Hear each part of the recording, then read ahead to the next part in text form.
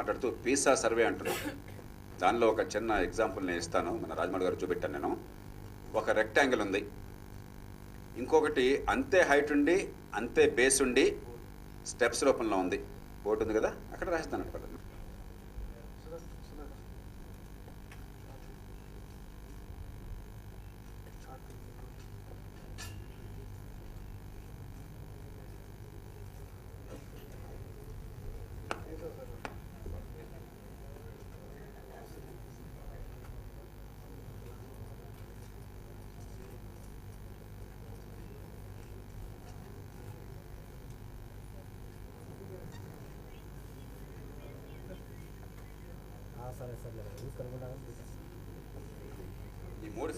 ఈ మూడు ఫిగర్స్ చూడండి.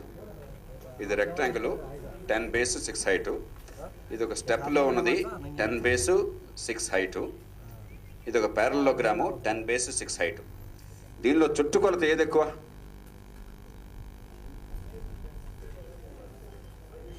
క్విక్గా స్టెప్స్ ఎంతమంది చేతులు ఎత్తండి? ఓకే, రెక్టాంగిల్ ఎంతమంది చేతులు ఎత్తండి? లాస్ట్ ఫిగర్ ఎంతమంది చేతులు ఎత్తండి? అన్నీ సమానమే, ఎంతమంది చేతులు ఎత్తండి? మీరంతా గ్రాడ్యుయేషన్ పోస్టులు చూసినాడు కదా. ఇప్పుడు ఒక్కసారి కింద పెట్టి ఒక్కసారి మీరు ఆలోచించండి. రెక్టాంగిల్ 2 లెంగ్స్ అండ్ 2 బ్రెడ్స్ కదా. ఓకే, ఇది ఒక లెంగ్త్ కదా. ఇవన్నీ ఇట్లా ఇట్లా ఇట్లా హారిజాంటల్గా ఉన్నాయని లెక్కేయండి. ఈ మొత్తం ఈక్వల్ ఎంత? 10 కదా. ఇది ఇట్లా ఇట్లా ఇట్లా ఇట్లా ఇదంతా లెక్కటండి 6 కదా. కిందకి కూడా 6 కదా. ఎంత దీనిది మొత్తం సర్కంఫరెన్స్? ఇది ఏది ఒకటేనా? మీరు ఎంతమంది దీనికంటే ఇది ఎక్కువ అని చెప్పారు? చెప్పారా? ఇది ఎట్లా అవుతుందా? ఇది ఎట్లా వచ్చిందిగా. ఏరియా సేమో కానీ చుట్టుకొలత ఈక్వల్ కాదు. ఎందుకని? స్ట్రైట్ లైన్ రాకుండా ఇట్లా వచ్చింది. ఈ రెండు సమానమే 10-10. అవునా? ఇది ఎక్కువ.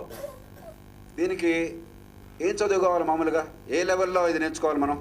నిజాయితీగా చెప్పండి. ఏ క్లాస్లో? 7th 8th కదా. మనందరం ఏం చదువుకున్నాం?